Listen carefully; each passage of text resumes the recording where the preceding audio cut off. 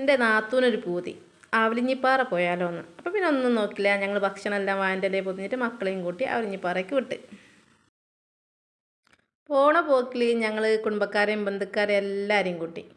ആ കൂട്ടത്ത് കൂട്ടിയതാണ് ഞങ്ങൾ അമ്മായിനോട് ഞങ്ങൾ ചോദിച്ചു, നിങ്ങൾ പോയിട്ടുണ്ടോ ആവലിഞ്ഞിപ്പാറയ്ക്ക് എന്ന്. അപ്പം അമ്മായി പറഞ്ഞു ഞാൻ ഉണ്ടെന്നും പറഞ്ഞ് വേഗം മാറ്റി ഒരുങ്ങിയത് ആൾ.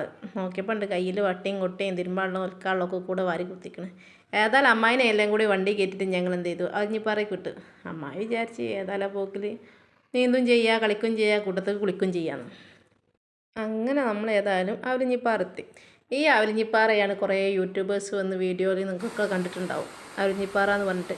പക്ഷേ ഇവരൊക്കെ നിങ്ങൾ കാണാൻ വരുമ്പോൾ എന്ത് ചെയ്യണമെന്ന് വെച്ചാൽ ഈ ആദ്യം പ്ലാസ്റ്റിക് സാധനങ്ങളും കൂടി കൊണ്ടുവരരുത്. കാരണം നല്ല കാണാൻ ഭംഗിയുള്ള അടിപൊളിയായിട്ടുള്ള സ്ഥലമാണ്. ഇതുവരെ അവിടെ പ്ലാസ്റ്റിക് കവറുകളോ വേസ്റ്റുകളോ കാര്യങ്ങളൊന്നും എത്തിയിട്ടില്ല.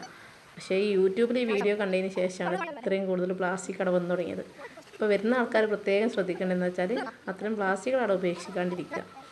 നമുക്ക് ഫുഡ് കഴിക്കണം എന്നൊക്കെ ഉണ്ടെങ്കിൽ വാഴൻ്റെ ഇലയിൽ എങ്ങനെ പൊതിഞ്ഞിട്ട് കൊണ്ടുവരിക, അല്ലാണ്ട് ഇവിടെ വന്നിട്ട് പ്ലാസ്റ്റിക് മാക്സിമം ഇടാണ്ടിരിക്കുക. അത് ഭയങ്കര ബുദ്ധിമുട്ടാണ്.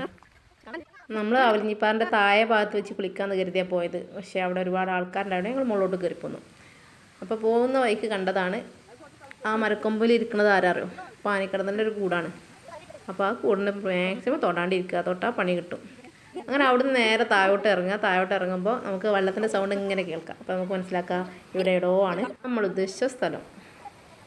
ഓണ സമയത്ത് നല്ലോണം ശ്രദ്ധിച്ച് ഇറങ്ങിക്കൊണ്ടില്ലെങ്കിൽ എന്ത് ചെയ്യും, മൂടും കുത്തി താഴോട്ടുണ്ടാവും.